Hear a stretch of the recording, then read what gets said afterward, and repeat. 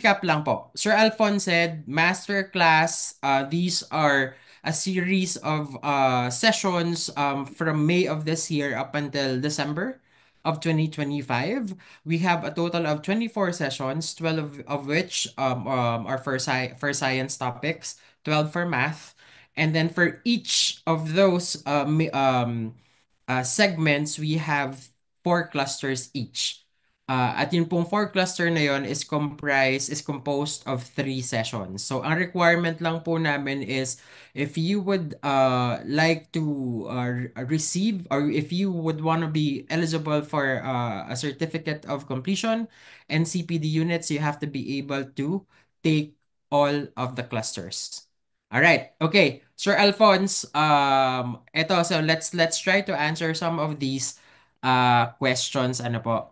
Okay, so question of um who are eligible to participate in the master classes? So Sir Alphonse, would you like to take that on? Yeah, sure. First, just to highlight, like what I said, no, ang pinaka prime natin, no, na sana ay mag-participate sa atin dito ay ang ating mga junior high school teachers. But we are not excluding the senior high school teachers and the elementary teachers, no, because here we would like to understand further yung ating mga essential content ng science and math. And like what I said also, and what you can see in the slide right now, we also welcome pre-service teachers. Ito yung mga ano to, mga teachers na pre-service teacher, mga estudyante natin na nagtitake ng teacher education courses, no? So welcome din po sila. Ang difference lang syempre ay ang nagbe-benefit sa CPD ay mga teachers na, mga in-service teachers na po. Yes po. All right. So everyone can attend po. Yun pong sa CPD sir is syempre hindi po natin mabibigyan yung pre-service teachers ano. All right. Hi, So Sir Jeff. yes. Sir Jeff, can I just quickly answer? There are questions regarding this one. Again, based on the title and then the participants. Um, yeah, if you're teaching math, you can also answer the survey as long as you're able to do yung nagre-research or nagte-teach ng research.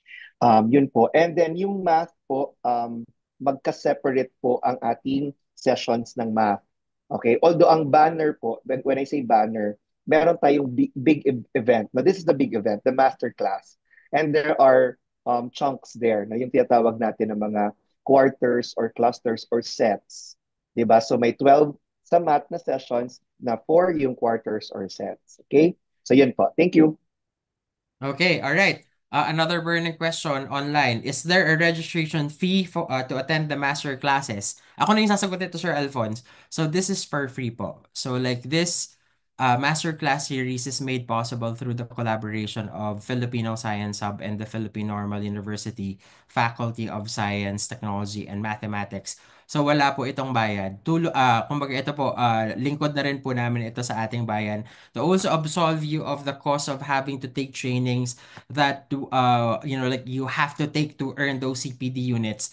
So yun po, we just request po since we're accommodating all of you, so commitment po is very important kasi we're accommodating as many of you po as possible. So sana po at least maipagtuloy-tuloy po ninyo kung ano yung masisimulan man po ninyo. Alright, okay, next. What are the requirements for a teacher to earn CPD units? Sir Alphonse, I believe you have already answered this, right? Yes, of course, you need your license. You need to attend and you need to attend three per cluster. So ang isang cluster po, example lang po, the first cluster or the set one for math is number sense. So there will be three webinars on that.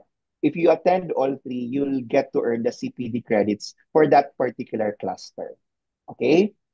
And of course, pag sinabing you want to have the CPD, of course, when you attend and when you sign the attendance sheet or fill out the attendance sheet, you will place there your details of yung details ng iyong IDs for your CPD. So yun lang po. Okay. So, Sir Alphonse, there's a question. Would I be allowed to take or watch the sessions asynchronously?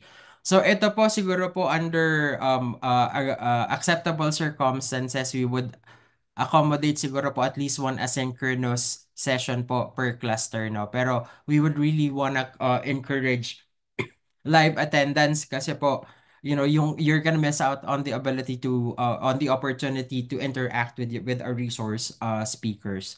All right. So a couple of questions. What if I can only attend a few sessions? Siguro po hindi makukumpleto ng cluster. So you'd still be eligible to receive a certificate of attendance, but then hindi po kayo makakakuha ng certificate of completion.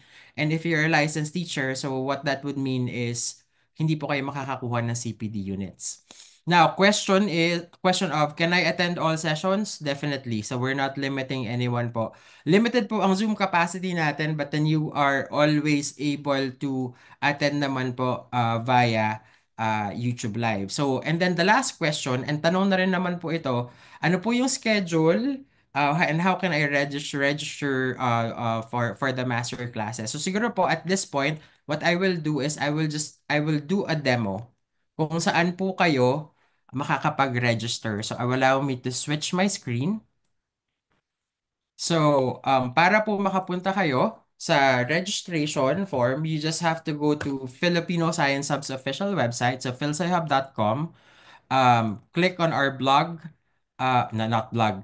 So on our menu, on our main web page, you would see mathematics teaching masterclass and then science teaching masterclass. So dito po, when you click on the right tab, nakakatalog na po dyan yung clusters.